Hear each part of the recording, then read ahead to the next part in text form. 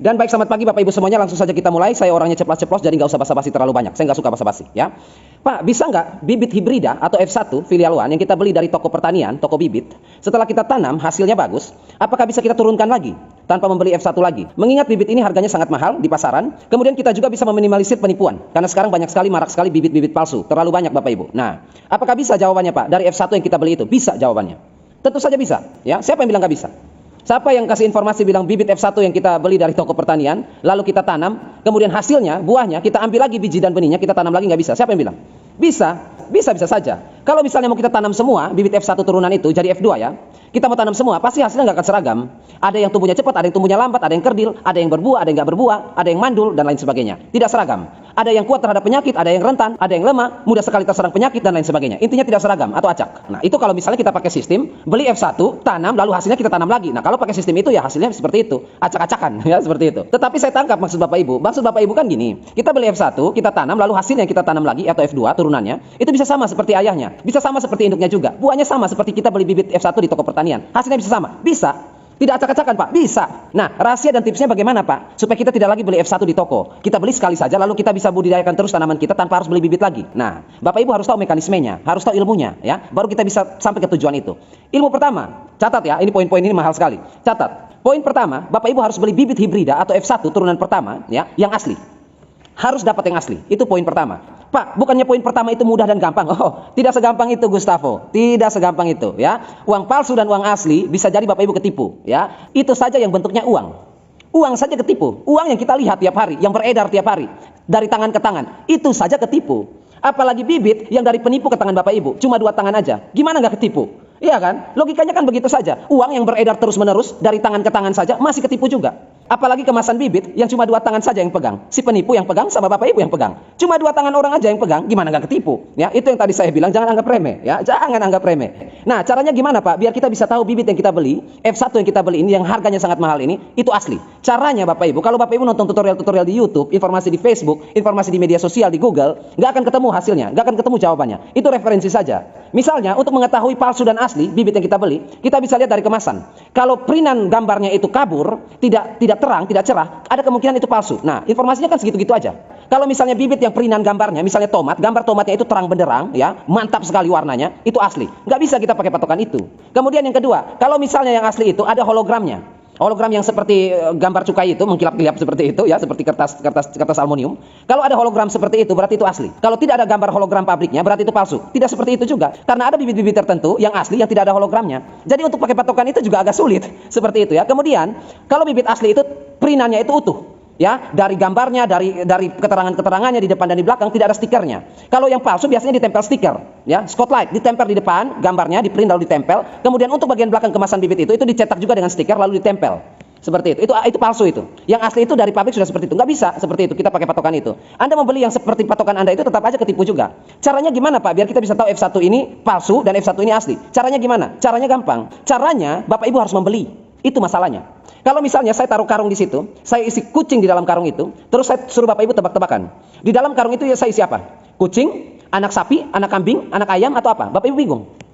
Iya kan? Wah, menurut saya ini anak ayam, ya, karena dia tidak bergerak dari tadi, ya. Padahal isi di dalam anak kucing. Seperti itu. Bapak Ibu nggak akan mungkin bisa tahu hanya lihat dari kemasan atau casingnya, nggak bisa. Harus dibuka. Itu masalahnya. Otomatis walaupun ketipu atau benar, kita harus membelinya. Nah, untuk bisa mengetahui dengan pasti dan tepat apakah bibit F1 yang saya beli ini asli atau palsu, maka setelah Bapak Ibu membelinya, gunting kemasannya lalu tuang dalam satu wadah. Itu yang biasa saya lakukan, ya. Tuang dalam satu piring atau wadah, tuang semua bibit atau biji benihnya, tuang di situ, lalu kita bisa lihat. Kalau bibit itu asli, dia tidak ada kotorannya, tidak ada batu kerikilnya, tidak ada pasirnya, tidak ada rumput keringnya. Tidak ada kotorannya, seperti murni bersih. Karena aslinya dikemas, dikelola di pabrik.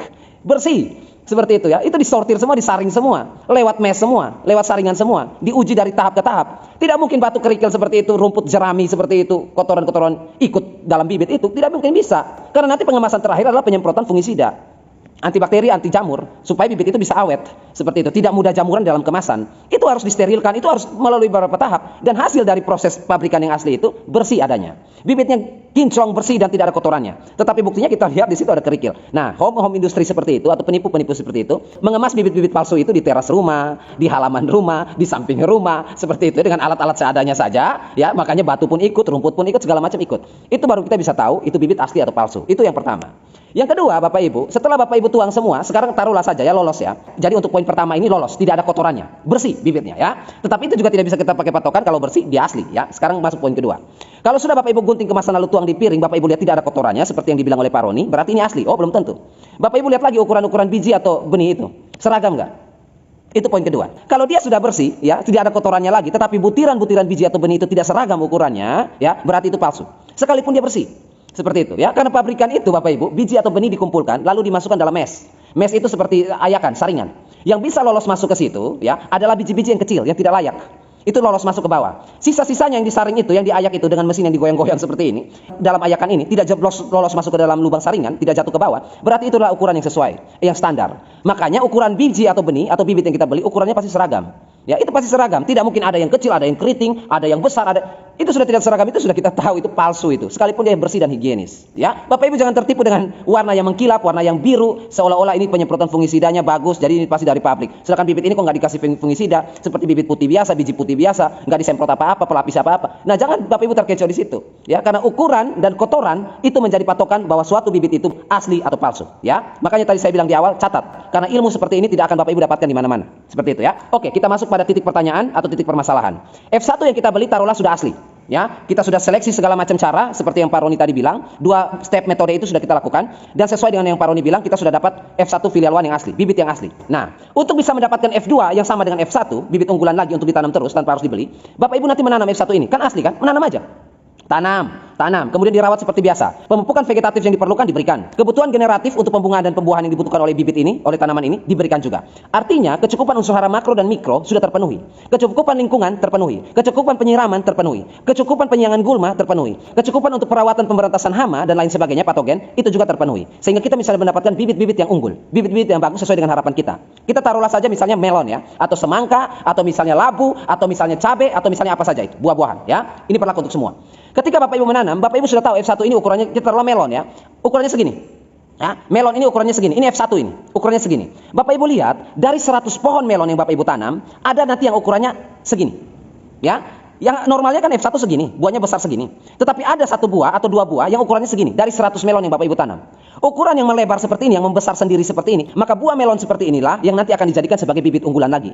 Dia bisa sama dengan F1. Karena kalau F2 itu Bapak Ibu, dia akan menyusut 30%. Ya, melon F1 yang Bapak Ibu tanam segini ukurannya, kalau tanam lagi dia akan menyusut 30%. Tanam lagi menyusut 30%. Seperti itu terus, ya. Kalau tidak dimurnikan. Kalau terus ditanam terus dia seperti ini, ya. Nah, kalau kita sudah dapat yang ukurannya lebih besar daripada yang normal, normalnya cuma segini tetapi dia segini, inilah jadi patokan kita. Biji dan benihnya ini yang nanti kita jadikan sebagai bibit F1 lagi. Kalau toh dia menyusut, dia akan sama seperti F1. Kalau dia menyusut 30%, dia akan sama seperti F1. Nah, kalau kita tanam F1 itu Bapak Ibu, sekalipun dia F1 asli, ada yang tidak seragam, pasti ada, ya. 1 atau 2% pasti ada. Kemudian ada yang buahnya kecil, itu pasti ada. F1 yang kita beli harapan buahnya seperti ini. Kan di situ keterangan bibit F1 itu kalau kita beli, belakangnya keterangannya per buah berapa gram, per buah berapa kilo. Jadi satu buah yang kita dapatkan nanti kurang lebih misalnya 800 gram sampai 1 kilogram per buah melon. Misalnya seperti itu ya keterangannya. Nah, berarti kisaran buah yang kita dapatkan bisa 800, bisa 900, bisa juga 1 kilo. Seperti itu, acak seperti itu. Tapi range-nya seperti itu, 800 gram sampai 1 kilo. Nah, ada yang melampaui batas itu, genetiknya melampaui batas itu, ya, yaitu 1,2 kilo sebesar ini. Nah, melampaui batas itu. Dan ada juga yang melampaui batas bawah, yaitu patokannya harusnya 800 paling kecil, ada yang 700. Itu pasti ada, ya. Nah, Bapak Ibu ambil yang melampaui positif, melampaui ke atas, yaitu 1,2 kilo. Harusnya paling top kan, paling bagus itu kan 1 kilo maksimal. Ternyata ada yang 1,2 kilo. Itulah bibitnya. Itu yang nanti dikembangkan untuk jadi F1 lagi. Jadi kita menjaga kemungkinan kalaupun F2 yang kita tanam ini yang jumbo ukurannya lebih dari F1, kalau dia menyusut 30%, maka dia akan jadi F1 lagi. Nah, celakanya tidak semua orang mengetahui itu. Makanya ada statement di luar sana yang mengatakan bahwa kalau kita tanam F1, maka F2-nya tidak bisa kita kembangkan lagi. Nah, karena tidak tahu teori itu. Nah, kalau sudah tahu teori itu, Bapak Ibu bisa mengembangkannya kembali. Saya kasih contoh sederhana ya untuk Bapak Ibu semua. Misalnya ada seorang ayah tingginya 170 cm. Kemudian menikahlah, laki-laki ini menikah dengan wanita atau dengan perempuan yang tingginya 160 cm. Ya, ayahnya 170 cm, ibunya 160 cm. Ya, kemudian melahirkan anak. Anaknya ada 3.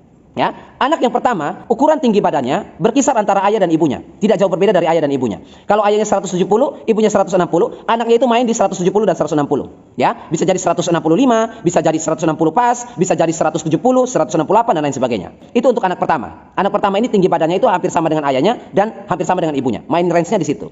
Kemudian melahirkan anak kedua lagi. Anak kedua yang lahir ini bisa lebih tinggi dari ibunya, 160, dan juga bisa lebih tinggi dari ayahnya 170. Bisa lebih tinggi dari ayahnya 170. Jadi anak kedua ini tingginya adalah 175. Lebih tinggi 5 cm daripada ayahnya. Dan lebih tinggi 15 cm dari ibunya. Karena ayahnya 170, ibunya 160, dia 175. Kemudian lahirnya anak ketiga atau anak terakhir, di mana tinggi badannya tidak lebih dari ibunya. Atau 155. Ya, lebih pendek dari ibunya. Ya, jadi ayahnya 170, ibunya 160, melahirkan 3 orang anak. Yang anak pertama adalah 168, anak kedua 175, dan anak ketiga 155. Nah, sekarang, mana yang akan Bapak Ibu jadikan bibit sebagai unggul? Anak yang mana? Sehingga nanti keturunannya bisa lebih tinggi dari kakeknya dan bapaknya.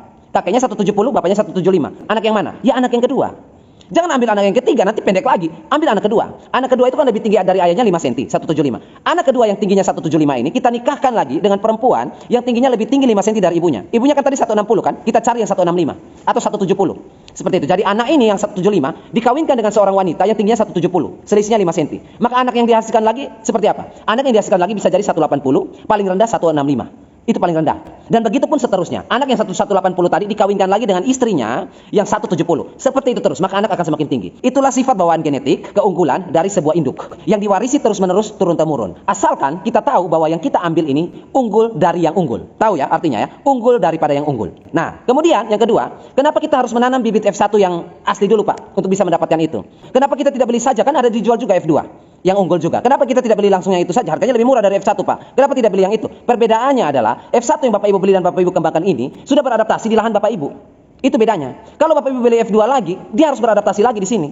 Ya, nanti yang mau dikembangkan F3-nya. Seperti itu. Karena dia harus beradaptasi lagi dan itu repot. Gampangnya pakai F1 saja. Jadi nanti yang kita dapatkan, induknya ini sudah berhasil adaptasi di lahan Bapak Ibu. Sehingga nanti kita dapatkan bibit atau benih yang unggul dari F1 ini yang kita tanam di lahan kita. Kita tanam kembali di lahan kita, dia tidak perlu beradaptasi lagi. Dengan bawaannya sudah jumbo, bawaannya sudah unggul dari F1 yang kita tanam. Sehingga nanti kalau ada penyusutan pun dia sama dengan F1. Ya, jadi kurang lebih seperti itu saja penjelasannya untuk Bapak Ibu yang bertanya. Kita harusnya hari ini materinya lompat ke materi yang lain, tetapi karena banyak sekali yang WhatsApp untuk harus dikupas tuntas bibit benih ini F1 ini. Jadi makanya saya buatkan video penjelasan ini. Mohon dicatat semua poin-poinnya, karena kalau tidak dicatat, hanya mengandalkan pikiran untuk mengingat. Setelah menonton ini, Bapak Ibu jalan ke depan, terantuk pada batu dan lupa semuanya. Ya, jadi saya harap dicatat poin-poin ini karena ini poin-poin berharga. Terima kasih sudah menyaksikan. Terima kasih juga untuk waktu Bapak Ibu yang sudah diluangkan. Dan akhir kata saya ucapkan, tetaplah Anda pada posisi akal sehat.